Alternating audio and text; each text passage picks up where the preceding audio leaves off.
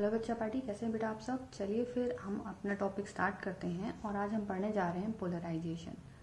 देखिए, जब हमने पढ़ना स्टार्ट किया था लाइट को लेके, लाइट के बारे में बहुत सारे साइंटिस्ट आए, सारे साइंटिस्ट ने अलग अलग व्यू दिए। बहुत समय तक हाइगन्स की थ्योरी, सब लाइट के ड्यूल नेचर को मान रहे थे। हाइगन्स की थ्योरी कहीं ना कहीं लोगों को सही लग रही थी, बट हाइगन्स सिर्फ एक प्रॉपर्टी लाइट की प्रूफ नहीं कर पाए, वो थी पोलराइजेशन। और वो पोलराइजेशन को प्रूफ इसलिए नहीं कर पाए क्योंकि हाइगन्स ने क्या माना था, उन्होंने माना था कि लाइट क्या है, एक मैकेनिकल वेव है और लाइट को ट्रैवल करने के लिए किसकी ज़रूरत पड़ती है, मीडियम की ज़रूरत पड़ती है। तो उनका इस थ्योरी का सपोर्ट कर दिया था ईथर्स थ्योरी ने। उन्होंने कहा देखो, हाइगन्स के हिसाब से लाइट क्या हो गई, लाइट हो गई मैकेनिकल वेव। तो लाइट कौन सी वेव हो गई बेटा, mechanical wave according to Huygens. ठीक है, अब लाइट मैकेनिकल वेव हो गई, मतलब इसको ट्रैवल करने के लिए किसकी ज़रूरत पड़ेगी, मीडियम की ज़रूरत पड़ेगी। तो इस मीडियम के लिए उन्होंने बोला कि भाई जैसे हम अभी दिमागदार यहाँ बैठे हैं और हम सोच सकते हैं कि भाई सन रेज तो आती हैं हम तक, बट सराउंडिंग में कोई मीडियम नहीं है, तो मतलब कैसे पॉसिबल है। तो एक थियरी इसके सपोर्ट में आ गई थी, दैट इज ईथर थियरी।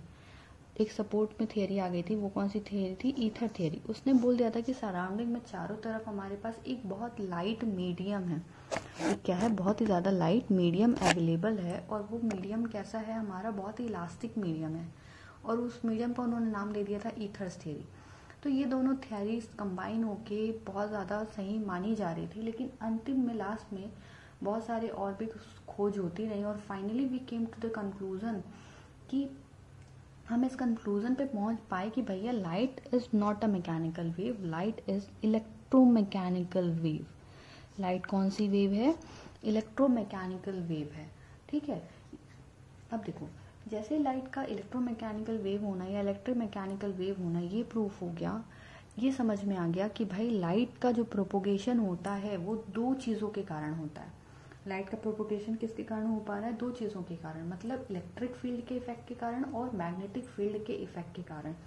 कोई ईथर मीडियम वगैरह नहीं है। लाइट जो हम तक पहुंचती है वो दो चीज़ों के इफेक्ट के कारण, कंबाइन इफेक्ट, इलेक्ट्रिक फील्ड भी है और मैकेनिकल फील्ड पे, सॉरी मैकेनिकल मेरे मुंह से निकलता रहेगा, आप उसको मैग्नेटिक सपोज करते रहना। ठीक है, तो इलेक्ट्रिक फील्ड और मैग्नेटिक फील्ड दोनों के कंबाइन इफेक्ट के कारण लाइट ट्रैवल करती है।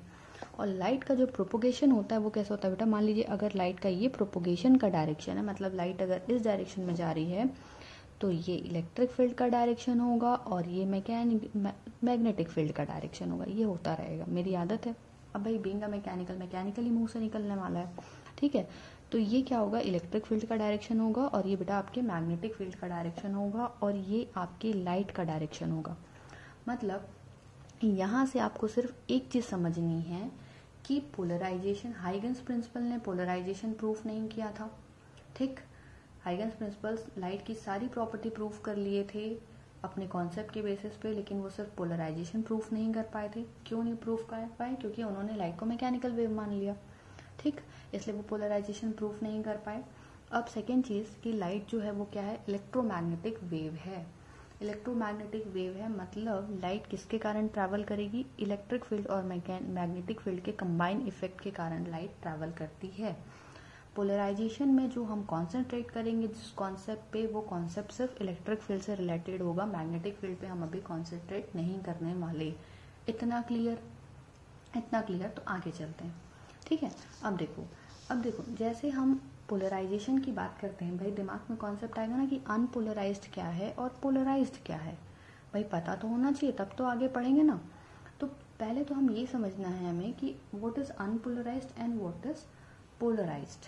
क्लियर, देखो थोड़ा सा कॉन्सेप्ट लाते हैं। मान लिया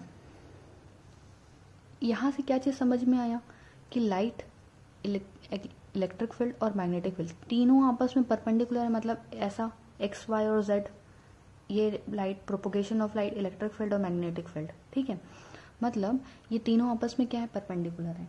मतलब अगर ये लाइट के प्रोपोगेशन का डायरेक्शन होगा, ये क्या होगा, प्रोपोगेशन ऑफ लाइट, ये क्या है, प्रोपोगेशन ऑफ लाइट अगर इस डायरेक्शन में है तो यहाँ ये आपका डायरेक्शन क्या होगा, इलेक्ट्रिक फील्ड का डायरेक्शन होगा। ये इलेक्ट्रिक फील्ड के वाइब्रेशन का डायरेक्शन होगा।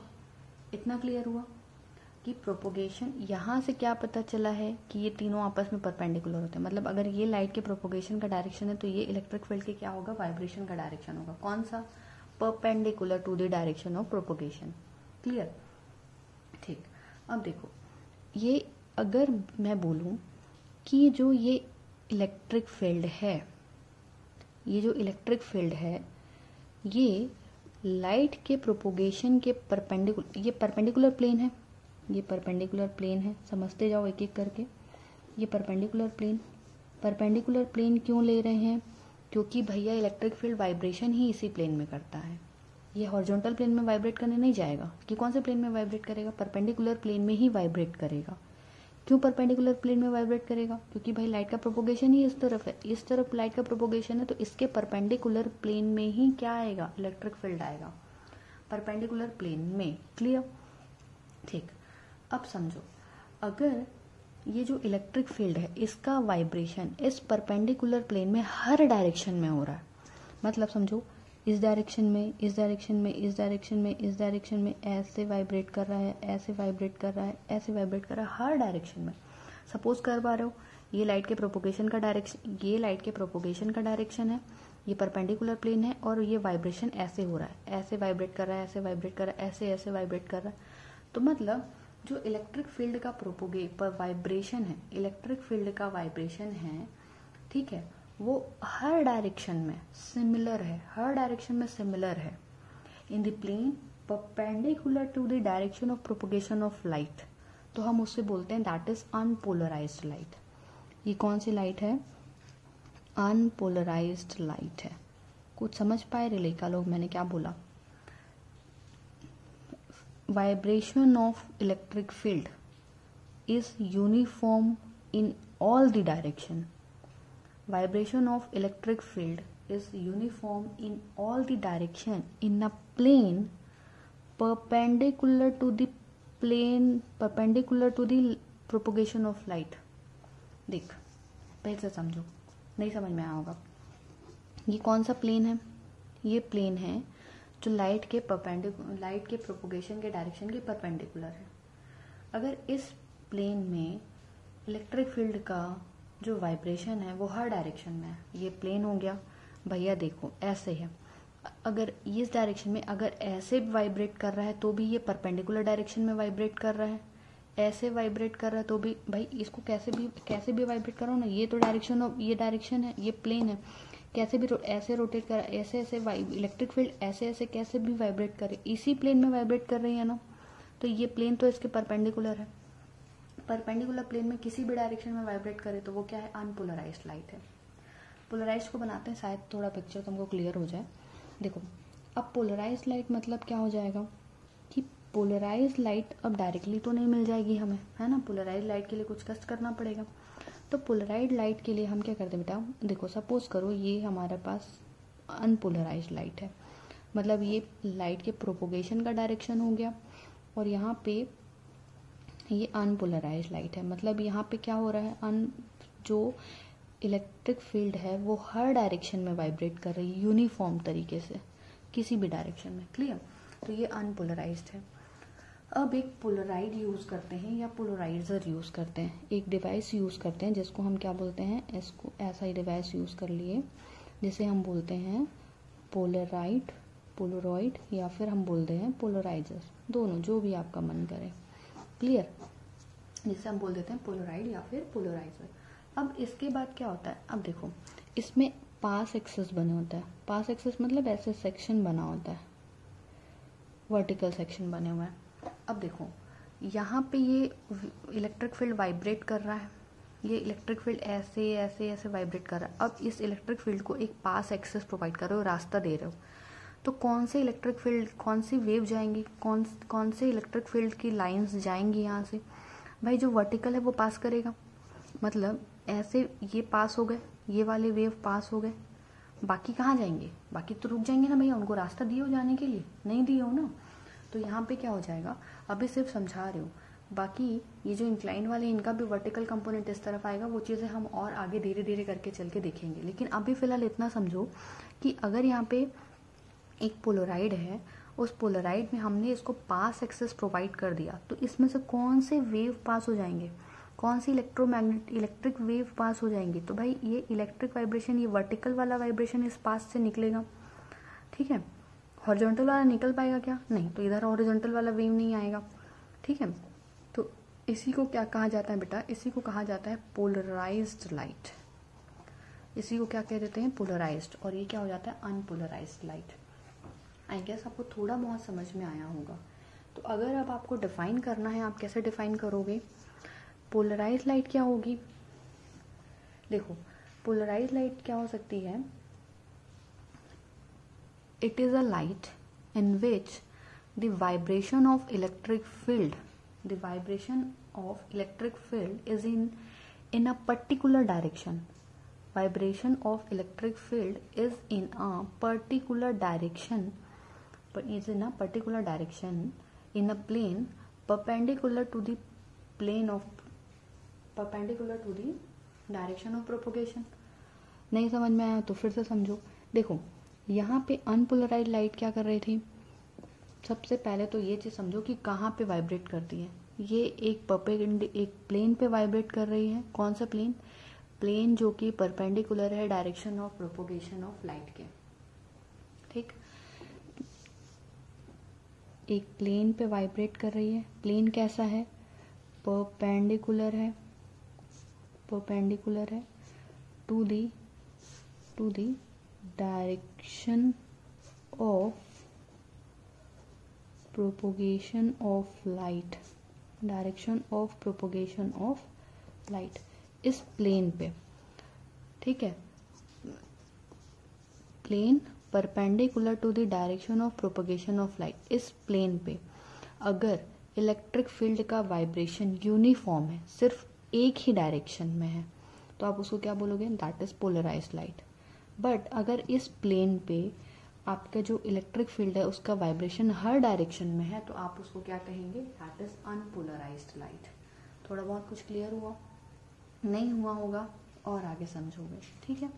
अगर इतना समझ में आ गया हो तो और आगे चलते हैं, ठीक। देखो थोड़ा सा समझने की कोशिश करें कि अगर हमारे पास ऐसा है कि अलग अलग सिस्टम है, लाइट सोर्स। अब देखो ऑर्डिनरी लाइट जल रही है, मान लो बल्ब जल रहा है तुम्हारे पास, हेडलाइट जल रही है, कुछ भी लाइट जल रहा है, हमें ये कैसे समझ में आएगा कि दैट इज पोलराइज्ड और अनपोलराइज्ड और पार्शियली पोलराइज्ड। अगर मैं बोलूं कि मेरे पास लाइट सोर्स है, वहां से लाइट आ रही है, आप ये कैसे बताओगे कि वो पोलराइज्ड है, कि वो अनपोलराइज्ड है या पार्शियली पोलराइज्ड है। ये चीज़ कैसे समझ पाएंगे, ये देखते हैं। क्लियर है। देखो ये समझो कि पहला केस लेते हैं। मान लो ये हमारे पास इतना तो समझ में आ रहा है कि अब ये क्या है मेरे पास, अगर मैं ऐसा डायग्राम बना रही हूँ, ये कौन सी लाइट रही है, ये तो बोल सकते हो। हर डायरेक्शन में देखो इलेक्ट्रिक फील्ड हर डायरेक्शन में वाइब्रेट कर रही है, मतलब ये कौन सी लाइट है, ये अनपोलराइज्ड लाइट है। क्लियर। अब अगर इस अनपोलराइज्ड लाइट को अगर अभी चलो ठीक है, अभी मुझे मान लो मेरे को नहीं पता कि ये कौन सा लाइट सोर्स है, ऐसे लाइट सोर्स बना हुआ है। अगर हम इसे पोलराइड से पास कराएं, ये हमने बना लिया पोलराइड, ठीक है। अब अगर हम इस पोलराइड से पास कराते हैं और इसमें ये पास एक्सिस बना हुआ है, ये पास है, ये रास्ता दिया हुआ है। अब जैसे देखो तो ये रास्ता बना हुआ है, तो यहाँ मान लो यहाँ जो इलेक्ट्रिक फील्ड है उसकी इंटेंसिटी है I0। क्लियर। अब यहाँ से ये जैसे देखो ये वर्टिकल वाले वाइब्रेशन से इससे पास होंगे, तो ये वाइब्रेशन यहाँ मिलेंगे। वर्टिकल वाले सारे वाइब्रेशन, जितने भी वाइब्रेशन वर्टिकल डायरेक्शन में होंगे, सारे वाइब्रेशन मिलेंगे।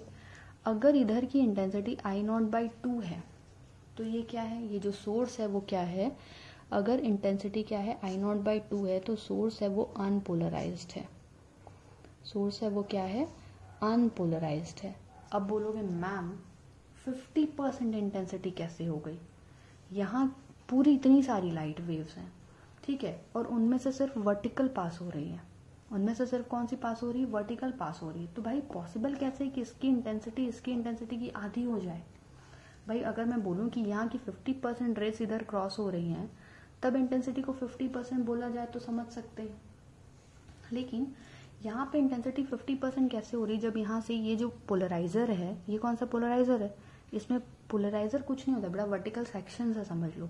अगर वर्टिकल यहाँ पे सेक्शन काट दोगे तो भाई ये जो लंबी वाली वेव है यही तो बस क्रॉस कर पाएगी ना, बाकी तो कट जाएंगे, मर जाएंगे, है ना। ये हॉरिजॉन्टल वाला क्रॉस कर पाएगा क्या? नहीं कर पाएगा। ये हॉरिजॉन्टल वाला ऐसे जाके अटकेगा और निकल जाएगा। तो ये क्या होगा, हॉरिजॉन्टल वाले वेव्स क्या हो जाएंगे, कट जाएंगे। क्लियर? लेकिन ये 50% कैसे? थोड़ा सा दिमाग लगाओ, मैकेनिक्स पढ़े हो थोड़ा, है ना। एक बात बताओ, ये वर्टिकल पास है, क्लियर, ये वाली लाइन है, ये वाली एक वेव है, तो ये वेव इससे तो थीटा एंगल बना रही है ना, तो इसका वर्टिकल कंपोनेंट यहाँ जाएगा वर्टिकल डायरेक्शन में। ये कहाँ बनाऊँ, यहाँ बनाती हूँ। ये वाइब्रेशन का डायरेक्शन है, ये वाइब्रेशन का डायरेक्शन, ये वेव है, ये वर्टिकल से थीटा एंगल पे है, तो इसका एक कंपोनेंट इस डायरेक्शन में होगा, एक कंपोनेंट इस डायरेक्शन में होगा, तो इसका ये इंक्लाइंड वाले का एक कंपोनेंट इस डायरेक्शन में आ रहा है। समझ में आया? ये वर्टिकल है, ये इसका एक कंपोनेंट इस डायरेक्शन में आ रहा है, ऐड हो रहा है। वैसे ही बताओ, अगर यहाँ पे और कोई वेव है, इसका एक कंपोनेंट इस डायरेक्शन में आ रहा है, दूसरा कंपोनेंट इस डायरेक्शन में, मतलब जितनी इंक्लाइंड है सारी इंक्लाइंड को fx और fy में चेंज कर सकते हो। मतलब यहाँ पे बोल रहे हो कि सारे डायरेक्शन में वाइब्रेशन है, लेकिन जब पोलराइड से वो क्रॉस होता है तो हर इंक्लाइंड का वर्टिकल कंपोनेंट पास होता है, हर इंक्लाइंड का। ये इंक्लाइंड है, इसका वर्टिकल कंपोनेंट, और कोई इंक्लाइंड होगा और इंक्लाइंड बना लो, ये इंक्लाइंड हो गया, ये इंक्लाइंड हो गया, सारे इंक्लाइंड का वर्टिकल कंपोनेंट, मतलब सारे इंक्लाइंड का समीशन ऑफ fy वो क्रॉस हो जाएगा, और सारे इंक्लाइंड का हॉरिजॉन्टल कंपोनेंट वो अटक जाएगा। तो इसीलिए तो बोलते हैं बेटा कि अगर वर्टिकल पासेस हैं तो भी हमारी 50% इंटेंसिटी बनती है। ठीक है, यहाँ पे जो वेव मिलेगी, लाइट वेव्स मिलेंगी, उसकी इंटेंसिटी कितनी होगी, 50% होगी। अगर ऐसा मिल रहा है, अगर ऐसा हो रहा है, मतलब समझो ये पोलराइड पकड़ो, पोलराइड को ऐसे घुमाते रहो या घुमाओ भी मत। अगर पोलराइड को आप क्या करो, घुमाते रहोगे तो क्या होगा, इंटेंसिटी घुमाओ ना घुमाओ कैसे भी करो, अगर इसको पकड़े हो, अगर यहाँ पे सोर्स की इंटेंसिटी चेंज नहीं हो रही, इसकी इंटेंसिटी I0 है, इसकी इंटेंसिटी I0/2 ही है। क्योंकि देखो, अगर इसको मैं रोटेट करती हूँ, अगर मैं पोलराइड को रोटेट कर दो, ऐसे कर दो, तो मतलब अगर इसको, ये वर्टिकल है, इसको घुमा दो पकड़ के, तो वो हॉरिजॉन्टल हो जाएगा, ये हॉरिजॉन्टल सेक्शन हो जाएगा। तो फिर उस समय हॉरिजॉन्टल वाले I0/2 अंदर आने लगेंगे, वर्टिकल वाले अटक जाएंगे, fx डायरेक्शन वाले। ठीक, तो अगर इसको इंक्लाइंड भी रखोगे तो इंक्लाइंड के इधर वाले, मतलब एक तरफ के हमेशा आपका कहीं ना कहीं के 50% इंक्लिनेशन आएंगे, क्योंकि आप किसी भी डायरेक्शन में रख लो। जैसे अगर इसको मान लो कि ये, अगर आप इस डायरेक्शन का मान लेते हो, है ना, तो इस डायरेक्शन के भी क्या होंगे, देखो ये मान लो अगर इस डायरेक्शन के, तो ये सारे इसके लिए इंक्लाइंड हो गए, तो मतलब ये सारे इंक्लाइंड के 50% इस डायरेक्शन में, 50% इस डायरेक्शन में। तो मतलब आप अगर इसको पोलराइड को रोटेट करते हैं, और पोलराइड को रोटेट करते समय अगर सोर्स की इंटेंसिटी कांस्टेंट बनी हुई है, तो वो सोर्स कैसा है, अनपोलराइज्ड लाइट का सोर्स है। कुछ समझ आया? अभी और समझो, अभी आगे समझोगे तो ये चीजें और क्लियर होंगी। ठीक है, सॉरी।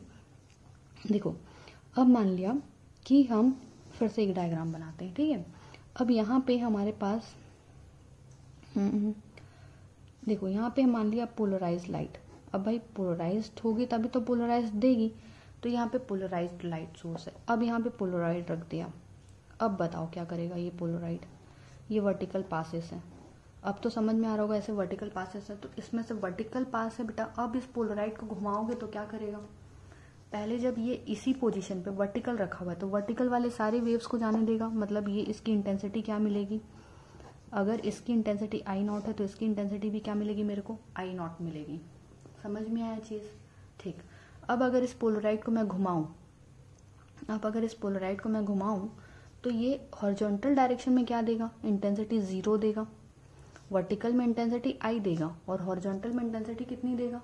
जब ये पोलराइड को पकड़ के ऐसे घुमा दोगे तो इसका जो पास है भाई, अभी ऐसे, अभी यहाँ पे देखो वर्टिकल लाइन है, ये वर्टिकल लाइन है, और वर्टिकल ही रास्ता दिए हो, तो वर्टिकल लाइन से वर्टिकल लाइन निकल के बाहर आ जाएगी। लेकिन अगर इसको हॉरिजॉन्टल कर दोगे तो यहाँ कोई भी इंक्लाइंड है क्या, नहीं है इंक्लाइंड होता तो उसका एक कंपोनेंट बाहर आ जाता, लेकिन अब सारे वर्टिकल है, यहाँ कोई भी हॉरिजॉन्टल कंपोनेंट नहीं, तो कोई हॉरिजॉन्टल इससे पास कर पाएगा क्या? नहीं, यानी हॉरिजॉन्टल डायरेक्शन में इसकी इंटेंसिटी क्या हो जाएगी? 0। क्लियर? मतलब देखो अब थोड़ा सा समझ पाओगे, अगर मैं पोलराइड को पकड़ूं और लाइट सोर्स के आगे उसको घुमाऊं, अगर उसकी इंटेंसिटी चेंज नहीं हो रही है, यहाँ की I/2 है, यहाँ 50% है, बट अगर इधर की इंटेंसिटी चेंज नहीं हो रही है, सोर्स की इंटेंसिटी I0 की I0 है, क्योंकि कैसे भी चेंज करो इसकी इंटेंसिटी कांस्टेंट बनी हुई है, तो सोर्स इज अनपोलराइज्ड। क्लियर? अब अगर इसको घुमाओ या तो इसको देख लो, ये 50% आ रही है, इसको घुमाओ, इसको घुमाने से अगर इंटेंसिटी एक बार मैक्सिमम हो रही है और फिर 0 हो रही है, मैक्सिमम हो रही है 0 हो रही, मतलब वो सोर्स कौन सा है? पोलराइज्ड लाइट सोर्स है। समझ में आया? तो मतलब पोलराइड को घुमाते समय अगर सोर्स की इंटेंसिटी चेंज नहीं हुई या फिर आउटपुट की इंटेंसिटी 50% है हर केस में, तो कौन सा सोर्स है? अनपोलराइज्ड। अगर आप पोलराइड को घुमा रहे हो और आपकी इंटेंसिटी मैक्सिमम से 0 तक वेरी कर रही है, तो that is polarised light source है। कुछ समझ पाए? सॉरी, थोड़ा तबीयत डाउन चल रही बेटा, है ना, थोड़ा एडजस्ट करिएगा। अब देखिए, अब तीसरा केस लेते हैं हम। ये कौन सा हो गया बेटा? पोलराइज्ड लाइट सोर्स हो गया। ठीक, अब मैं थर्ड केस लेती हूँ, पार्शियली पोलराइज्ड। पार्शियली पोलराइज्ड को भी समझना जरूरी, क्योंकि बहुत सारी चीजें यही हमारे बेसिक, ये हमारे एप्लीकेशंस का ही हिस्सा है। देखो पार्शियली पोलराइज्ड में क्या होगा, अब ये मान के चलो कि मतलब कोई एक ऐसा सेक्शन है, पार्शियली पोलराइज्ड का मतलब क्या होता है बेटा, कि जो वाइब्रेशन है, इलेक्ट्रिक फील्ड का वाइब्रेशन, वो हर डायरेक्शन में यूनिफॉर्म नहीं होगा, that is partially polarised. Polarised मतलब किसी एक पर्टिकुलर डायरेक्शन में सारा का सारा इलेक्ट्रिक फील्ड का वाइब्रेशन, ये इलेक्ट्रिक फील्ड का वाइब्रेशन पूरा वर्टिकल डायरेक्शन है, पोलराइज्ड। इलेक्ट्रिक फील्ड का वाइब्रेशन हर डायरेक्शन में यूनिफॉर्म, अनपोलराइज्ड। इलेक्ट्रिक फील्ड का वाइब्रेशन किसी डायरेक्शन में concentrated, that is partially polarised. Clear? Electric field का वाइब्रेशन किसी डायरेक्शन में concentrated, that is partially polarised. Are you getting? ठीक, अब अगर यहाँ पे ऐसा है, इलेक्ट्रिक फील्ड जो है, इलेक्ट्रिक फील्ड का जो वाइब्रेशन है, इसको लिखो vibration of electric field. Writing बहुत ही ज़्यादा वाहियात होती जा रही है दिनों दिन। Vibration of electric field is concentrated, clear? जब ऐसा है और इसे आप पोलराइड से पास कराएंगे, ये मान लिया ये पोलराइड, अब अगर इसे पोलराइड से पास कराओगे तो क्या होगा? देखो ये वर्टिकल पास है, तो वर्टिकल डायरेक्शन में तो मैक्सिमम इंटेंसिटी मिलेगी। भाई मैक्सिमम इंटेंसिटी मिलेगी, क्यों नहीं मिलेगी? अगर इसकी इंटेंसिटी आई है, इसकी इंटेंसिटी I0 मिलेगी, सॉरी I0 है तो I0 मिलेगी। क्यों? क्योंकि देखो वर्टिकल पास है तो वर्टिकल वाला कंपोनेंट तो पास होगा ही, ये जो इंक्लाइंड है इनके वर्टिकल कंपोनेंट भी पास होंगे और हॉरिजॉन्टल के कंपोनेंट चले जाएंगे, यानी इसकी इंटेंसिटी कुछ मैक्सिमम वैल्यू मिलेगी, अपनी किसी मैक्सिमम वैल्यू पे मिलेगी। क्लियर? तो इसकी इंटेंसिटी मैक्सिमम से कुछ वैल्यू समझ लो, इस कंडीशन के लिए जो भी मैक्सिमम, यानी I समझ लो। ठीक, समझ पाए? जब ये वर्टिकल पास है तो ये वैल्यू I मिल रही है। अब अगर मान लो अब इसको रोटेट करो, किसको रोटेट करो? पोलराइड को। तो पोलराइड को अगर रोटेट किया, हॉरिजॉन्टल पोजीशन पे ले आए, तो हॉरिजॉन्टल पोजीशन पे वर्टिकल वाला तो नहीं मिलेगा, वर्टिकल वाले की इंटेंसिटी नहीं मिलने वाली, वर्टिकल वाली क्रॉस नहीं कर पाएगी। अगर इसको ऐसे घुमा दोगे तो क्या घुमा देंगे तो क्या वर्टिकल वाली लाइट रेस क्रॉस कर पाएंगे? क्या नहीं कर पाएंगे। लेकिन ये जो इंक्लाइंड है इनके कुछ कंपोनेंट हॉरिजॉन्टल में आएंगे, लेकिन एकदम माइनर ना। क्यों माइनर? क्योंकि ये देखो यहाँ ये वर्टिकल के आसपास में ही है, तो जब ये हॉरिजॉन्टल में आएंगे इनके कंपोनेंट को, जब ये देखो ये लाइन, तो इसका ये वाला कंपोनेंट आएगा हॉरिजॉन्टल डायरेक्शन में। जब इसको ऐसे रोटेट करोगे तो वो वाली वेव हॉरिजॉन्टल में क्रॉस करेगी। भाई रोटेट कर दिया मतलब अब इसका पास ऐसा हो गया, तो इस पास से ये हॉरिजॉन्टल कंपोनेंट पार करेगा ना। ठीक है, तो उसकी इंटेंसिटी ज़ीरो नहीं होगी हॉरिजॉन्टल डायरेक्शन में, ये क्या होगी, मिनिमम होगी, और ये एक कंडीशन की मैक्सिमम होगी। मतलब समझ आया? ठीक, देखो हॉरिजॉन्टल डायरेक्शन में अगर इस पोलराइड को रोटेट करोगे तो कुछ ना कुछ इंटेंसिटी मिलेगी, ज़ीरो नहीं होगी जैसा इस केस में होता था। इस केस में कोई इंक्लाइन कंपोनेंट नहीं था, तो जब रोटेट किए तो हॉरिजॉन्टल डायरेक्शन में कोई इंटेंसिटी नहीं मिली। रोटेट कर दो, इसको पकड़ के ऐसे घुमा दो, हॉरिजॉन्टल डायरेक्शन में कोई है क्या जो इससे जाके यहाँ पे इंटेंसिटी प्रोवाइड करेगा? नहीं है कुछ भी। लेकिन इसको रोटेट करो, ऐसे पकड़ के ऐसे घुमा दो, तो जब इसको ऐसे घुमा दोगे तो यहाँ से कुछ ना कुछ लाइट रेज हैं, ये इंक्लाइन वाली का हॉरिजॉन्टल कंपोनेंट है जो यहाँ से पास करेगा। समझ पा रहे हो? ठीक, देखो टॉपिक थोड़ा समझना इजी है डेफिनेटली, बट क्या होता है ये क्योंकि मैं आपके सामने प्रेजेंट नहीं हूँ, डेफिनेटली आपको लोग को समझने में थोड़ी मुश्किल जाएगी ही जाएगी, बट अगर आपको समझ में आ रहा है तो थोड़ा कॉन्सेंट्रेट करिएगा, ठीक है? थोड़ा कॉन्सेंट्रेट अगर करोगे डेफिनेटली आपको समझ में आ जाएगा। ये चीज़, ये क्या है बेटा, ये कोई टॉपिक नहीं है हमारा। हम क्या समझने की कोशिश कर रहे हैं कि if we are having an source, अगर हमारे पास कोई सोर्स है, हम कैसे आइडेंटिफाई करेंगे which kind of source is that, polarised source है या अनपोलराइज्ड सोर्स है या पार्शियली पोलराइज्ड सोर्स है। ये एनालिसिस हमें ये बताता है कि अगर हम किसी सोर्स के आगे, हम किसी लाइट सोर्स के आगे पोलराइड रखें, पोलराइड क्या है, जिसमें पासेस होते हैं, जैसे लाइट जो अनपोलराइज्ड को पोलराइड लाइट में कन्वर्ट करता है, that is known as polaroid और पोलराइजर। क्लियर? देखो अगर हम किसी लाइट सोर्स के आगे पोलराइड रख रहे हैं, ठीक, तो अगर पोलराइड रखने पे इंटेंसिटी अगर कांस्टेंट बनी हुई है तो वो अनपोलराइज्ड लाइट है। किसी लाइट सोर्स के आगे पोलराइड रखने पे अगर इंटेंसिटी मैक्सिमम से ज़ीरो होती है उसको रखने पे और घुमाने पे, ठीक है? अगर किसी लाइट सोर्स के आगे पोलराइड रख के अगर उसको घुमा रहे हो, गोल गोल गोल गोल घुमा रहे हो, और उसकी इंटेंसिटी मैक्सिमम से ज़ीरो हो रही, तो लाइट सोर्स कैसा है? पोलराइड है। अगर किसी लाइट सोर्स के आगे पोलराइड रख के उसको घुमा रहे हो और उसकी इंटेंसिटी मैक्सिमम से मिनिमम वेरी कर रही है, मैक्सिमम से मिनिमम वेरी कर रही है, तो लाइट सोर्स कैसा है? पार्शियली पोलराइड है। समझ में आया कुछ? 3 कंडीशन मिली हमें, ठीक? नहीं समझ में आऊंगा एक बार वीडियो को फिर से देख लें। अब चलो अब आगे देखते हैं। अब हम ये देखते हैं कि if we are placing polarised light in front of polariser, समझो कि अगर हम क्या कर रहे हैं, पोलराइज लाइट को ही इनकॉर्पोरेट करा रहे हैं पोलराइड से, तब क्या हो रहा होगा? मान लो अब पोलराइज लाइट की बात हो रही है, तो एक पोलराइज लाइट यहाँ मान लो, अब ये हमारे पास ये क्या है? अनपोलराइज लाइट है। अनपोलराइज्ड मतलब बेटा इलेक्ट्रिक फील्ड का वाइब्रेशन सारे डायरेक्शन में होगा और यूनिफॉर्म होगा। इतना समझ में आया? ये हो गई अनपोलराइज्ड। ये पोलराइज्ड में कब कन्वर्ट होगी? जब इसको हम क्या करेंगे, एक यहाँ पे क्या प्रोवाइड करा दिया? पोलराइजर। ये पोलराइजर है और यू कैन से पोलराइड है, ROID। क्लियर?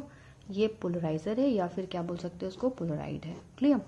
जब यहाँ से लाइट इसमें क्योंकि क्या होंगी? पासेस होंगी, तो अब ये पोलराइडर क्या करेगा बेटा? अनपोलराइज्ड लाइट को पोलराइड में कन्वर्ट कर देगा। तो मतलब अब यहाँ पर से लाइट रे कैसी आ गई बेटा? ये आ गई ऐसी वर्टिकल वाली लाइट रेस क्रॉस होंगी इससे, क्योंकि ऐसा ही पास है तो ये वर्टिकल लाइन मिली है ना। इस लाइट रे को क्या बोलोगे? Polarised light. क्या बोलेंगे? पोलराइज्ड लाइट बोलेंगे। अब अगर ये पोलराइज्ड लाइट को फिर से पोलराइजर से लेके जाओगे तब क्या होगा? एक पोलराइजर और बना दिया। अब अगर इस पोलराइजर से इस लाइट को, इसमें भी मान लो वर्टिकल पासेस हैं, ठीक? अब यहां से लेके गए तब क्या होगा? एक छोटा सा कॉन्सेप्ट आने वाला है, मालस प्रिंसिपल आने वाला। मालस प्रिंसिपल को एक्चुअली समझने की कोशिश कर रहे हैं, ठीक, कि ये एक्चुअली कैसे काम करता है। अब अगर हम इस पोलराइज लाइट को हम एक और किससे पास करा दे, ये P1 है, that is my P2, polariser 1, polariser 2, that is polarise light. अब अगर इसको फिर से पोलराइजर से क्रॉस कराओगे, सपोज कर लो, और यहाँ पे लिख सकते हैं थीटा। थीटा मतलब angle between P1 and P2, angle between P1 and P2 मतलब पोलराइजर 1 और पोलराइजर 2 दोनों के बीच का एंगल, मतलब अगर जिसका ऐसे पास है तो इसका पास भी वैसा ही है, दोनों के बीच का एंगल अगर क्या है 0 है, if theta is 0, what is theta? Theta is the angle between the polariser 1 and polariser 2। ठीक, तो अगर ये दोनों सेम है तो यहाँ देखो ये भाई ऐसा पास ये था, यही वाला रास्ता था, यही रास्ता इसको भी दिए, वही रास्ता उसको भी दे रहे हो, इस पोलराइजर को और इस पोलराइजर के दोनों के बीच का एंगल 0 है, तो भाई ये सारी तो यहाँ भी क्रॉस हो जाएंगी, ये सारी यहाँ निकल जाएंगी। ये हो गया मेरा केस 1, इसको हम केस 1 ले लेते हैं। क्लियर? तो अगर ऐसा रखा, जब पोलराइज लाइट को किसी पोलराइजर से क्रॉस कराया तो उसकी इंटेंसिटी, अगर इसकी इंटेंसिटी I0 थी तो इसकी भी इंटेंसिटी क्या होगी? I0 ही होगी। मतलब जब दोनों पोलराइजर के बीच का एंगल क्या है 0 डिग्री है, तब इंटेंसिटी जितनी इंटेंसिटी थी उतनी ही मिलेगी। समझ में आई चीज? केस 2 देखते हैं। ये सिर्फ मैं लंबा कर रही हूँ इसको ताकि आपको समझने में कहीं दिक्कत नहीं हो, चाहे तो हम एक लाइन पे इसको समझा सकते थे, ठीक है। लेकिन अगर यही चीज समझो कि अब अगर मैं ये पोलराइजर और इस पोलराइजर के बीच का एंगल 90 कर दूं, 90 मतलब समझ पा रहे हो, ये एक ऐसे वर्टिकल रखा हुआ है, दूसरे को ऐसे घुमा दो, इसको पकड़ के ऐसे घुमाओ, इसको पकड़ो और ऐसे घुमा दो, ये ऐसे घुमा दो, या भी ऐसा रखा हुआ है, इसको पकड़ो और ऐसे घुमा दो, तो क्या हो जाएगा? ये ऐसे रखा हुआ है बेटा। अब यहाँ से, अब मैं यहीं से डायग्राम बनाऊं तो ये मान लो ऐसा पोलराइड है, ये तिरछा बन रहा है क्या?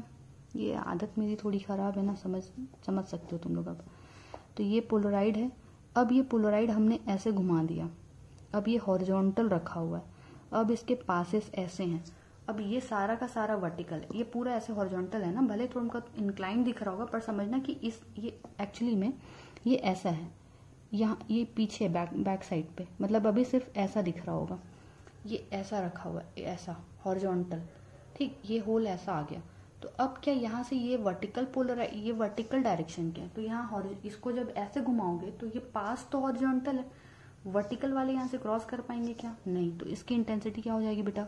0, जो हमने थोड़ी देर पहले ही देखा था कि जब हम पोलराइड को घुमाते हैं तो वर्टिकल डायरेक्शन में ये पूरे क्रॉस कर जाएंगे और हॉरिजॉन्टल डायरेक्शन में ये क्या हो जाएगा? इसकी इंटेंसिटी 0 हो जाएगी। इस कॉन्सेप्ट से ये चीज समझ में आती है कि हम अगर दो पोलराइड यूज करें, अगर यूज करें तो हम इंटेंसिटी को मैक्सिमम इंटेंसिटी से 0 इंटेंसिटी तक वैरी कर सकते हैं। अगर हम क्या, इसका ओवरऑल एनालिसिस इन दो कंक्लूजन का क्या निकलता है? इसका कंक्लूजन सिर्फ इतना ही निकलता है, इसका कंक्लूजन क्या निकलता है कि if we are using two polaroids we can change और we can manage the intensity ranging from maximum to 0। हम इंटेंसिटी को कहाँ से कहाँ तक मैनेज कर सकते हैं? I0 से 0 मीन्स I मैक्सिमम से 0 तक। कुछ सोचो, कोई लाइट है, बहुत चमकीला आ रहा है, अब अगर उसकी लाइट रेस को कम कर दिया तो कितना कम कर सकते हो? मैक्सिमम से पूरा 0 तक कम कर सकते हो बाय यूजिंग टू पोलराइड्स। समझ में आया? यही कॉन्सेप्ट था। इसी कॉन्सेप्ट को बहुत सारी जगह यूज किया जाता है कि इस पोलराइड्स का यूज किए इंटेंसिटी को मिनिमम से कहां तक वेरी कर सकते हो? Maximum intensity. Vertical passes provide कर दोगे, intensity will be maximum. Horizontal passes provide कर दोगे, इंटेंसिटी विल बी 0। ठीक, तो डिपेंडिंग अपॉन द पोलराइड्स, अगर टू पोलराइड यूज कर रहे हैं हम बेटा, कि इंटेंसिटी को हम मैक्सिमम ले जा सकते हैं और 0 ले जा सकते हैं। But what about the in between? In between में कैसे लाओगे? तो पोलराइड को क्या करना पड़ेगा? इंक्लाइन में रखना पड़ेगा। ठीक है, वही केस हमारा थर्ड केस है। इन पोलराइड को हमें क्या रखना पड़ेगा? हमारा जो थर्ड केस है दैट इज, अगर हम क्या कर रहे हैं बेटा, देखो समझो, अगर हमारे पास ये पोलराइड लाइट आ रही है, ये पोलराइड लाइट आ गई, अगर हमने यहाँ पे क्या रखा? पोलराइजर रखा। अब इस पोलराइजर को हमने इंक्लाइंड रखा, मतलब ये मैं ऐसे पैचेस बना दे रही हूँ। क्लियर? तो अब समझ जाना कि इसके जो रास्ते हैं वो इंक्लाइंड है। अब ये वर्टिकल जा रहा है, अब ये पोलराइड्स क्या है? वर्टिकल है हमारे, है ना। और यहाँ पे यहाँ जो पासेस हैं वो कैसी हैं? इंक्लाइंड है। तो कैसे पास होगा? कैसी चीजें जाएंगी? ठीक, देखो इसकी इंटेंसिटी I0, इसका जो एम्पियर समझ लो, सॉरी एम्पियर नहीं बोल सकते, इसका एम्पलीट्यूड, इसका जो एम्पलीट्यूड है वो ए है, ठीक है। इसकी जो इंटेंसिटी है वो है आई नॉट, क्लियर। इसकी इंटेंसिटी कैसे, इससे जो पास होगा उसकी इंटेंसिटी कैसे निकालोगे, थोड़ा सा देखो, ये पूरा हॉरिजॉन्टल तो नहीं है, पूरा हॉरिजॉन्टल नहीं है ना, तो मतलब इसका हॉरिजॉन्टल कंपोनेंट तो डेफिनेटली जीरो हो रहा है। लेकिन अगर ये इंक्लाइंड है तो कैसा होगा, ऐसा दिख रहा होगा क्या, ये वर्टिकल कंपोनेंट, ये वाला इलेक्ट्रिक फील्ड वाला, और ये वाला उसका पैचेस, ये वाला सेक्शन जहाँ से उसको क्रॉस करने के लिए आपने रास्ता दिया हुआ है, जहाँ से उसको क्रॉस करने के लिए आपने क्या दिया हुआ है, रास्ता दिया हुआ है, ऐसा दिख रहा है। ये जब जाएगा ऐसे तो इस रास्ते से ऐसे ही टकराएगा, थोड़ा सा समझो, ये इलेक्ट्रिक फील्ड वाइब्रेट करता हुआ वर्टिकल डायरेक्शन में, ये जब जाएगा इसको तो यहाँ पे जब टकराएगा तो इसको ऐसे ही रास्ता मिलेगा जाने के लिए, है ना, इसको ऐसे ही रास्ता मिलेगा जाने के लिए। अब एक बात बताओ, ये जो तुम्हारा इलेक्ट्रिक फील्ड है ये इस रास्ते से कौन सा एंगल बना रहा है, थीटा एंगल बना रहा है, तो मतलब इसका एक कंपोनेंट इस डायरेक्शन में जाएगा, कौन सा जाएगा, इस एम्पियर का, अगर इसका एम्पलीट्यूड ए है तो इसका ए कॉस थीटा इस डायरेक्शन में जाएगा। समझ आया, नहीं आया, फिर से देखो, ये लाइट है, ठीक है, ये लाइट है, इसीलिए तो बोलते हैं ना कि सारे हॉरिजॉन्टल और सारे वर्टिकल का, सबका पहले में हम इसको अगर पूरा हॉरिजॉन्टल कर दोगे, पूरा हॉरिजॉन्टल कर दोगे तो कोई कंपोनेंट नहीं मिलेगा। क्यों, क्योंकि ये वर्टिकल डायरेक्शन में जा रहा है, पास इसका ऐसा है, ये वर्टिकल डायरेक्शन में जा रहा है, हॉरिजॉन्टल पास है, तो हॉरिजॉन्टल पास में तो कोई कंपोनेंट जाने ही नहीं वाला है इसका। ये एंगल कितना है, 90 है, ठीक है, तो इसका 90 वाला कंपोनेंट तो जीरो होना है, तो इस डायरेक्शन में कोई भी कंपोनेंट नहीं है। बट अगर ये जो पास है, इस लाइट वेव के ये पास अगर इंक्लाइंड है, ये लाइट वेव ऐसी इस डायरेक्शन में वाइब्रेट कर रही है, और जो रास्ता प्रोवाइड किया वो ऐसा प्रोवाइड किया, तो मतलब ये इसका एक कंपोनेंट, देखो इस लाइट वेव के दो कंपोनेंट बनने वाले, एक कंपोनेंट इस डायरेक्शन में और दूसरा कंपोनेंट इस डायरेक्शन में, ये दो कंपोनेंट बनेंगे इस लाइट वेव के। भले वो दिख रहा है वर्टिकल, बट ये इंक्लाइंड होने के कारण इसके दो ये भैया रास्ता इंक्लाइंड है, तो ये अगर इसका एम्पलीट्यूड ये है तो ये हो जाएगा ए कॉस थीटा और ये हो जाएगा तुम्हारा ए साइन थीटा।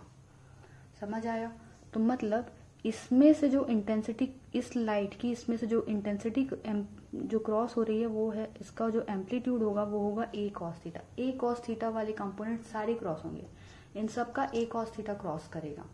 समझ में आया, ठीक है। तो अगर मैं बोलूं कि इंटेंसिटी, आप फॉर्मूला पढ़ के रखे हो, इंटेंसिटी का फॉर्मूला, सॉरी ये उल्टा लिख दिया मैंने, इंटेंसिटी का फॉर्मूला हमने क्या पढ़ा है, के ए स्क्वायर होता है इंटेंसिटी, यही पढ़े हो, ठीक है। तो अगर यहाँ की इंटेंसिटी लिखनी है हमें तो हम क्या लिखेंगे, कहाँ लिखें, यही लिख दूं। अगर यहाँ की इंटेंसिटी लिखनी है तो आप क्या लिखोगे, I इज इक्वल्स टू, चलो इधर लिख लेते हैं, इतना कंजूसी नहीं करते। थर्ड केस पढ़ रहे थे, है ना, थर्ड केस में क्या हुआ कि यहाँ से ये लाइट, ये आपकी इलेक्ट्रोमैग्नेटिक वेव आ गई, यहाँ पे हमारे पास एक पास है, इस पास में हमने इंक्लाइंड पास प्रोवाइड करा है, ये वेव ऐसे गई, तो जब ये वेव ऐसी जा रही बेटा, तो ये जब टकराएगी तो आपको ऐसा दिखेगा, मैं थोड़ा समझाने के लिए बना रही हूँ कि ये पास आपको ऐसा दिखेगा। तो जब ये वेव इससे थीटा एंगल बना रही है तो ये वाला कंपोनेंट क्या हो जाएगा, ए कॉस थीटा, क्योंकि इसका एम्पलीट्यूड माना हमने क्या है, ए है, तो ये जो इस लाइन पे जो एम्पलीट्यूड आएगा वो होगा ए कॉस थीटा। तो यहाँ पे जो जिसका जो लाइट यहाँ बचेगी, जो यहाँ पे ऐसी वेव आएंगी, ये वेव क्रॉस होंगी, इन सारी वेव का एम्पलीट्यूड क्या हो रहा होगा, ए कॉस थीटा हो रहा होगा।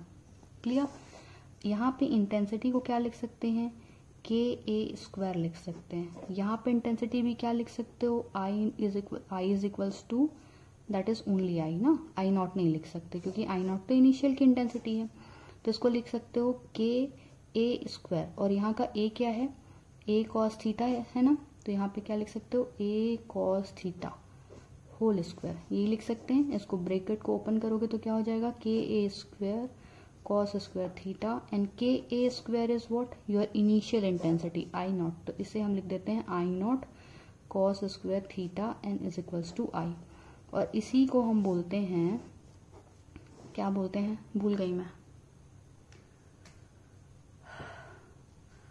मेलस फॉर्मूला, मैं एक बार, दैट इज मेलस फॉर्मूला या मेलस कॉन्सेप्ट। ठीक, अब देखो ये फाइनल फॉर्मूला है। इस फॉर्मूले से देखो बाकी सब इतना हमें करने की जरूरत नहीं थी, ये सब हमें समझाने की जरूरत नहीं थी, लेकिन सिर्फ क्या होता है ये डायरेक्टली आप फॉर्मूला दे के ना भी कॉन्सेप्ट को समझ सकते हो, लेकिन ये कैसे आया और क्यों आया ये समझना जरूरी होता है।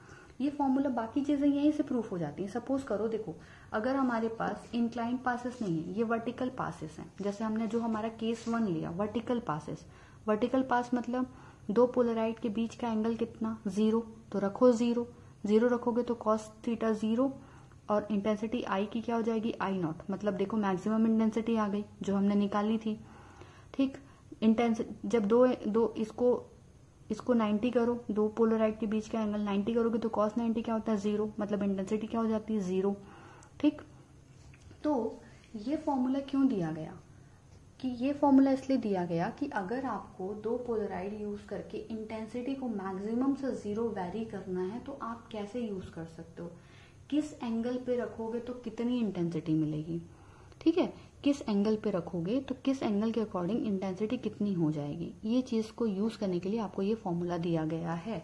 I is equals to I0 cos square theta. What is theta? Theta is the inclination angle between the two polarides. Two polaroids क्यों बोल रही हूँ, क्योंकि भैया यहाँ पे एक पोलराइड यूज कियो पहले, तब ये पोलराइज लाइट मिली यहाँ पे, मतलब एक ऑलरेडी यहाँ पोलराइड हम यूज किए हैं, और इस पोलराइड और इस पोलराइड के बीच का एंगल है थीटा। क्लियर हुआ कुछ? आई गेस थोड़ा बहुत समझ में आ रहा होगा, पूरा तो मैं गारंटी नहीं ले सकती, बट डेफिनेटली कुछ आपको समझ में आ रहा होगा। ठीक, अब इतने के बाद में आप इतने कैपेबल हो गए हो कि आप एप्लीकेशन समझ सको। हम छोटा सा और कॉन्सेप्ट देखते हैं एप्लीकेशन का, थोड़ा लंबा वीडियो मैं कर रही हूँ, आप लोग जल्दी जल्दी देख सकते हैं क्योंकि आपने पहले भी पढ़ लिया है, इजीली देख लोगे, है ना। देखो एप्लीकेशन, इसका यूज कहाँ करते हैं, एक तो हम यूज करते हैं एंटी ग्लेयर ग्लासेस में। एंटी ग्लेयर ग्लासेस में क्या होता है, देखो अब सपोज करो जो रिफ्लेक्टिंग सर्फेसेस होती हैं, जैसे वेट सरफेस हो गई, वेट रोड हो गया आपका, शाइनी सर्फेसेस हो गए, ग्लास हो गया, है ना बेटा। जो शाइनी सर्फेसेस होते हैं वो सारे शाइनी सर्फेस, हम किसकी बात कर रहे हैं, जो शाइनी सरफेस होते हैं वो सारे शाइनी सरफेस पार्शियली पोलराइज्ड होते हैं। क्या बोला मैंने, जितने भी शाइन करते हुए सरफेस होते हैं, शाइन सरफेस, ये सारे शाइनिंग सरफेस क्या होंगे आपके, पार्शियली पोलराइज्ड होते हैं। पार्शियली पोलराइज्ड का मतलब आई गेस आप समझ पा रहे होंगे क्या लिखा है मैंने, पोलराइज्ड, पार्शियली पोलराइज्ड होते हैं, ये आर है ना, पार्शियली पोलराइज्ड होते हैं, और that too partially polarised in horizontal direction only, in horizontal direction. ये इनकी प्रॉपर्टी है कि जितने भी शाइनी सरफेस होते हैं वो शाइनी सरफेस क्या होते हैं, पार्शियली पोलराइज्ड होते हैं इन हॉरिजॉन्टल डायरेक्शन। मतलब अगर मान लो उसका अगर मैं वेव बनाना चाहूँ तो कैसे दिख रहा होगा, पार्शियली पोलराइज्ड, मतलब इन दी हॉरिजॉन्टल डायरेक्शन, मतलब जो वेव उसका इलेक्ट्रिक फील्ड होगा वो सारे के सारे हॉरिजॉन्टल डायरेक्शन के आसपास ही वाइब्रेट कर रहे होंगे। Those are partially polarised in the horizontal direction. ठीक, अब सपोज करो कोई शाइनी सरफेस है, उससे लाइट रेज आ रही हैं, रिफ्लेक्टेड लाइट रेज आ रही हैं, और वो सारी रिफ्लेक्टेड लाइट रेज कैसी, पार्शियली पोलराइज्ड होंगी हॉरिजॉन्टल डायरेक्शन में। अब अगर मेरे को कोई चश्मा दे दे और मैं चश्मा पहन लूँ ऐसे बड़ा प्यार से, ये चश्मा बना लो। अब अगर हम ये चश्मा पहन लें और इस चश्मे में क्या कर लिया जाए, वर्टिकल पोलराइजेशन कर दिया जाए, चश्मे में क्या कर दिया जाए, वर्टिकल पोलराइजेशन कर दिया जाए, तो एक बात बताओ, क्या ये पूरी लाइट रे यहाँ से क्रॉस कर पाएंगी, नहीं कर पाएगी।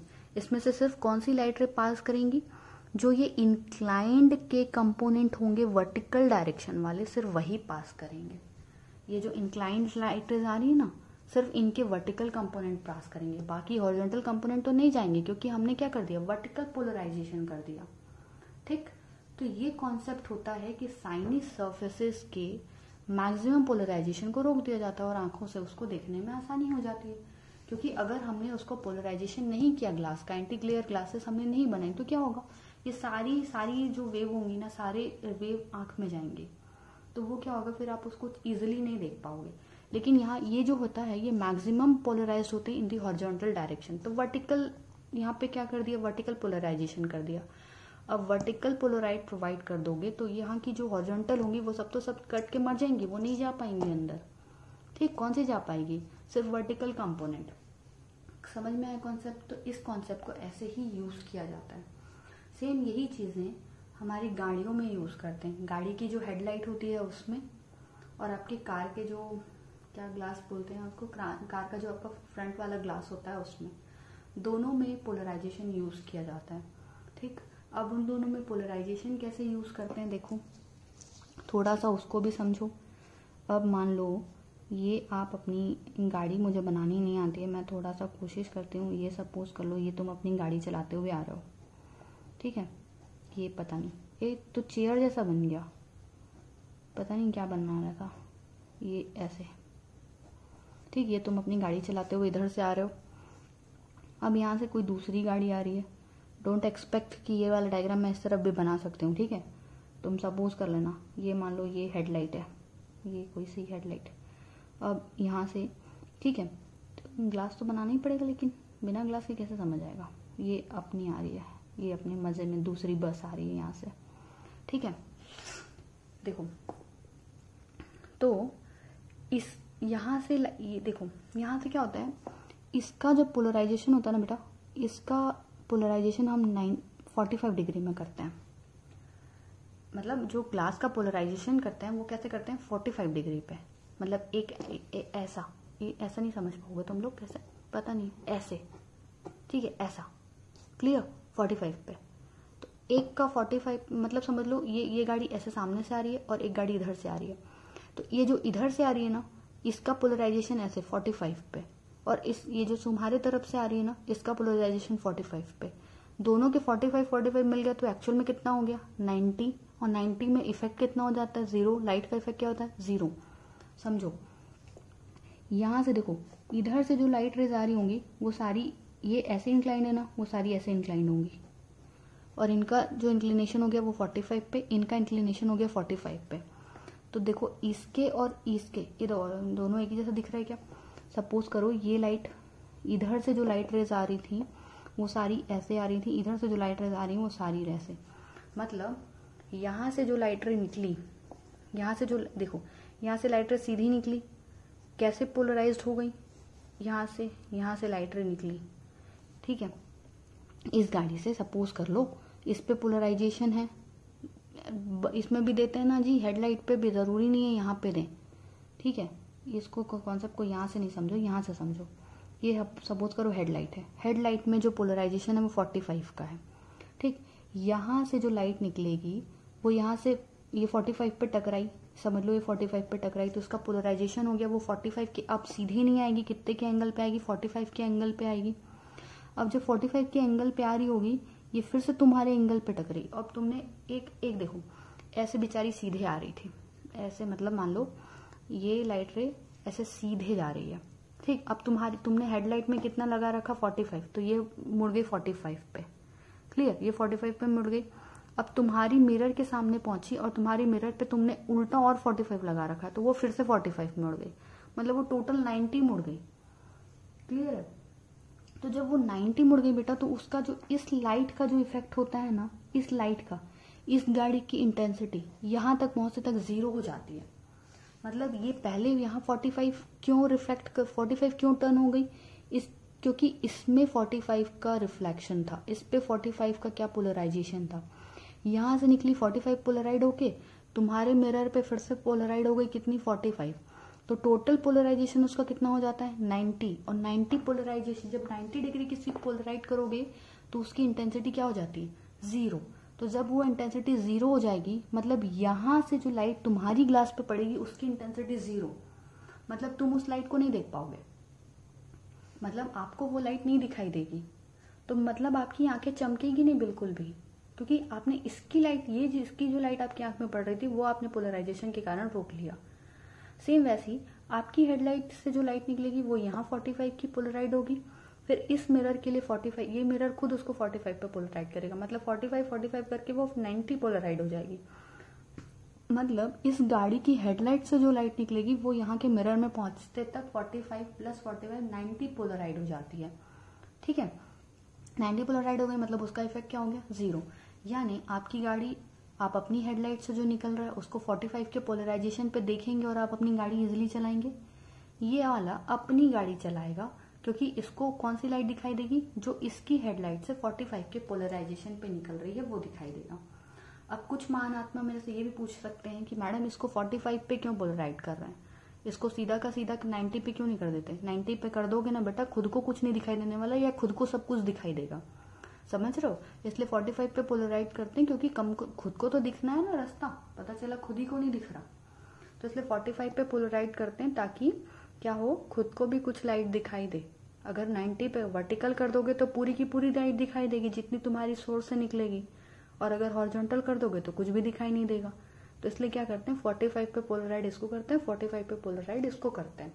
बट एक्चुअल में आजकल जो फिनोमिनन है ना, उसमें प्रॉपर पोलराइजेशन नहीं होता, और प्रॉपर पोलराइजेशन नहीं होने के कारण आंखें चमकती ही हैं गाड़ी चलाते समय। क्लियर। तो ये इफेक्ट था पोलराइजेशन का। आई गेस आप लोग थोड़ा बहुत समझ पाए होंगे। एक छोटा सा कॉन्सेप्ट और रह जाता है, आज कंप्लीट कर लेते हैं, क्योंकि अगर आज हम कंप्लीट कर लेंगे हमारा पोलराइजेशन खत्म हो जाएगा। शांति। ठीक, फिर हम नया टॉपिक स्टार्ट करेंगे। देखो, एक और टॉपिक रह गया हमारा छोटा सा, उसका नाम आप मुझे को बाद में बताओगे कि उस इफेक्ट को क्या बोलते हैं। मैं सिर्फ समझा रही हूँ क्योंकि आपने पढ़ लिया है, इसलिए मैं आपको नाम नहीं बताऊंगी। देखो, इस डायग्राम को बनाने से पहले आप एक चीज समझो, हम अनपोलराइज्ड लाइट को एक और तरीके से रिप्रेजेंट कर सकते हैं। जैसे ये अनपोलराइज्ड लाइट है, कैसे बनाया डायग्राम, सारे डायरेक्शन में वाइब्रेशन इलेक्ट्रिक फील्ड का, इतना तो समझ गए हो। अब एक बात बताओ, इन सारे वाइब्रेशंस को मैं कैसे कन्वर्ट कर सकती हूँ, एफ से निकलता मुंह से, एक्स डायरेक्शन और वाई डायरेक्शन के वाइब्रेशन में कन्वर्ट कर सकते हो। मतलब इनका ओवरऑल इफेक्ट एक्स डायरेक्शन में है और वाई डायरेक्शन में है, यही दो डायरेक्शन है। क्लियर। तो इसको ऐसे दिखाया जा सकता है कि भाई एक इस डायरेक्शन का वाइब्रेशन और एक इस डायरेक्शन। अगर लाइट प्रोपोगेशन ऑफ लाइट ऐसा है, ये प्रोपोगेशन ऑफ लाइट है, तो एक वाइब्रेशन ऐसा होगा और एक वाइब्रेशन ऐसा होगा। समझ आ रहा। तो मतलब इस डायरेक्शन के वाइब्रेशन को हम डॉट से दिखा देते हैं भाई, क्योंकि देखो प्रोपोगेशन ऑफ लाइट के परपेंडिकुलर ये थे ना, दोनों परपेंडिकुलर प्लेन, तो परपेंडिकुलर प्लेन का एक्स डायरेक्शन और ये परपेंडिकुलर प्लेन, तो इसका वाई डायरेक्शन और इसका एक्स डायरेक्शन, तो ये इसका एक्स डायरेक्शन हो गया और ये इसका वाई डायरेक्शन हो गया। कुछ समझ पाए। ठीक। तो अब मतलब ये समझो कि ये और ये इक्वल है, ये क्या है, मेरा अनपोलराइज्ड लाइट ही है। अगर मैं बीच में डॉट बना दूं तो, और ये भी अनपोलराइज्ड लाइट ही है, कंफ्यूज नहीं हो जाना डायग्राम में। अब हम देखने वाले हैं रिफ्लेक्शन कैसा होने वाला है। ये मान लिया हमारा कोई सा सरफेस है, ठीक है। अब अगर यहाँ पे कोई लाइट रे आ रही है, ये लाइट रे आई, कैसी लाइट रे आई, अनपोलराइज्ड। अनपोलराइज्ड मतलब ये पोलराइजेशन यहाँ पे क्या बनाओगे, डॉट बना रही हूँ मैं। डॉट क्यों बना रही हूँ, क्योंकि ये बता रहा है कि वर्टिकल डायरेक्शन में भी इंक्लिनेशन है, और वर्टिकल डायरेक्शन में और हॉरिजॉन्टल डायरेक्शन दोनों में क्या है, उसका वाइब्रेशन है। ठीक। अब जैसे ये सरफेस से टकराएगी, ये कैसा सरफेस है, ट्रांसपेरेंट सरफेस है।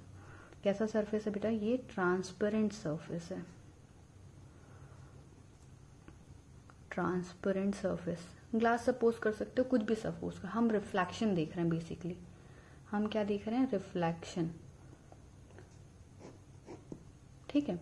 अब देखो, ये आपका वर्टिकल सरफेस हो गया, नॉर्मल हो गया, ये क्या हो गया मेरा, नॉर्मल। देखो, जब लाइट रे क्या करती है, ये अनपोलराइज्ड लाइट किसी ट्रांसपेरेंट सरफेस से टकराती है, तो ये क्या हो जाएगी बेटा, कुछ देखो, क्योंकि ये ट्रांसपेरेंट है, रिफ्लेक्ट होगी, और कुछ क्या होगी, रिफ्रैक्ट होगी।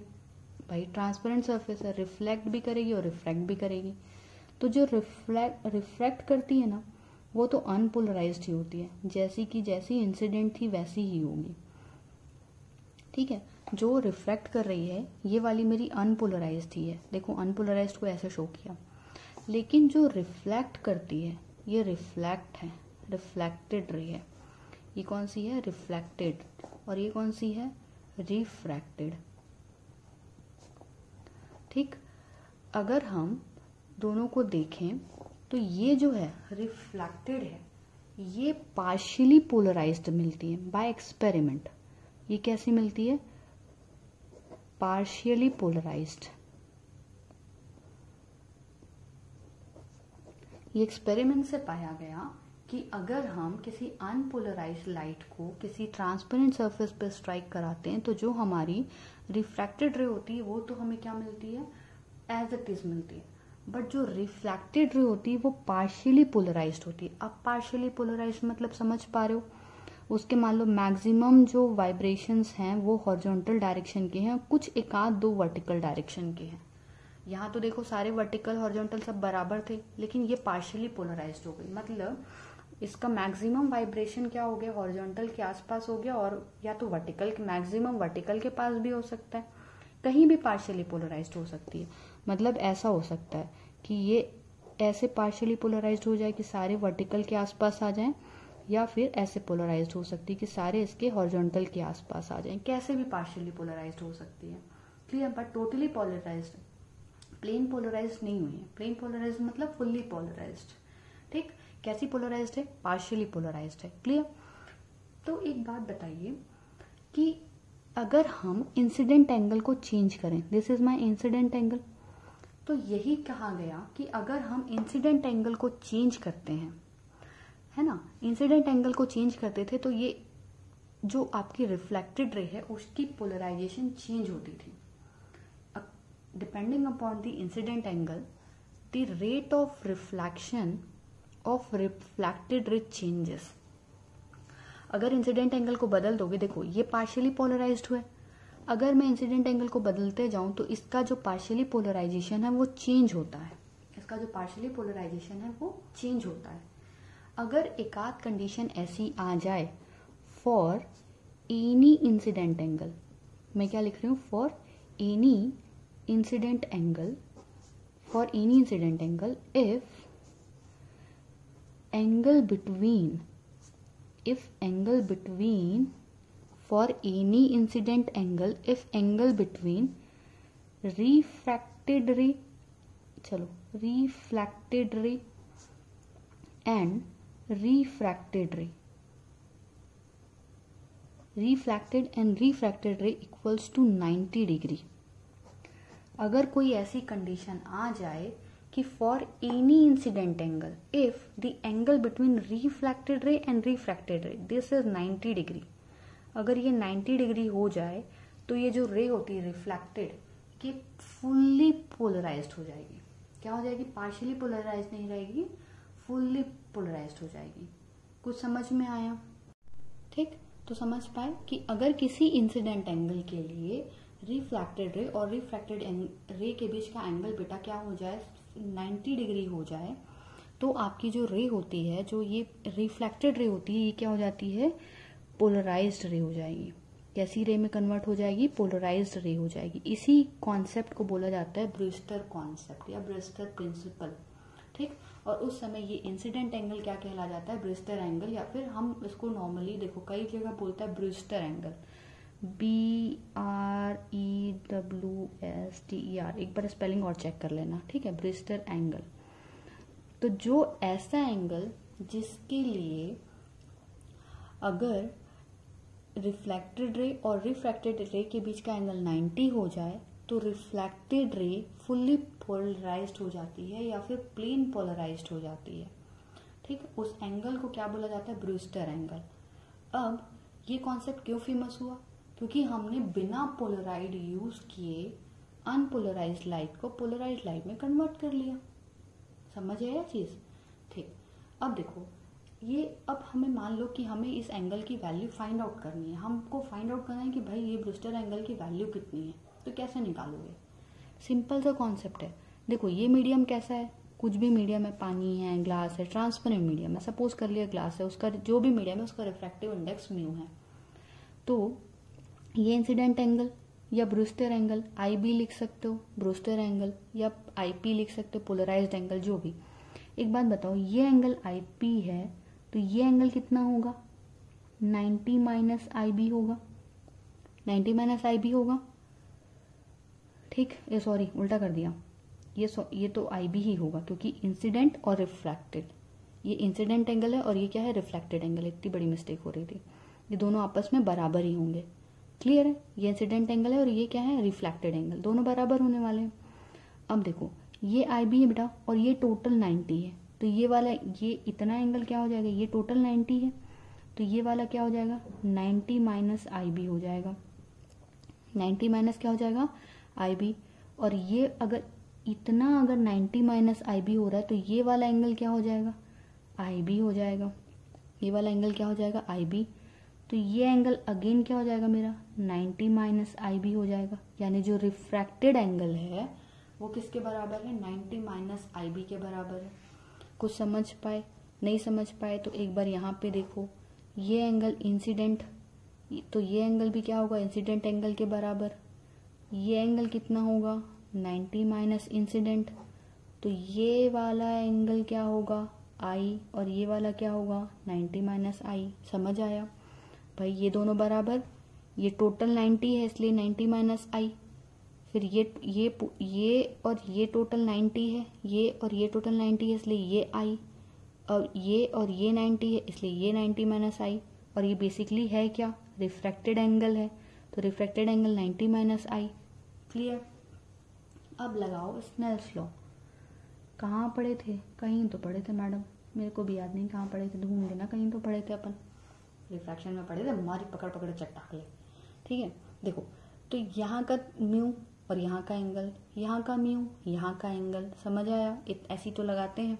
यहाँ का म्यू कितना है, 1 है, क्या है वहाँ पे, एयर है, तो यहाँ का क्या हो जाएगा बेटा, mu is equals to 1 sine of Brewster angle that is I B, ठीक। I B is equals to mu into यहाँ का angle that is refracted angle that is R. अब इसको क्या लिख सकते हो, आर को, that is sine 90 minus I B, इसको क्या लिख सकते हैं अपन, साइन आई बी। इसको और सॉल्व कर लो, sine I B is equals to क्या लिख सकते हो, mu sine 90 minus theta that is cos theta, तो cos I B that mu is equals to sine I B divided by cos I B that is 10 I B. अब यहाँ से निकाल सकते हो, और इसी की बेसिस में बहुत सिंपल न्यूमेरिकल्स आते हैं। आप न्यूमेरिकल्स ट्राई करेंगे, हो सके तो हम एक आध वीडियो और लेके चलेंगे जिसमें न्यूमेरिकल सॉल्व कर लेंगे इनके, ठीक है। और यहाँ फाइनली हमारा पोलराइजेशन बेटा ख़त्म होता है। ये आपका फाइनली ब्रूस्टर एंगल है और ब्रूस्टर का कॉन्सेप्ट है। अगली वीडियो में जब हम मिलेंगे तो अपने नेक्स्ट टॉपिक के साथ मिलेंगे, ठीक। तब तक के लिए पढ़ते रहिए और जो भी डाउट आएगा मुझे कमेंट करके बताइए।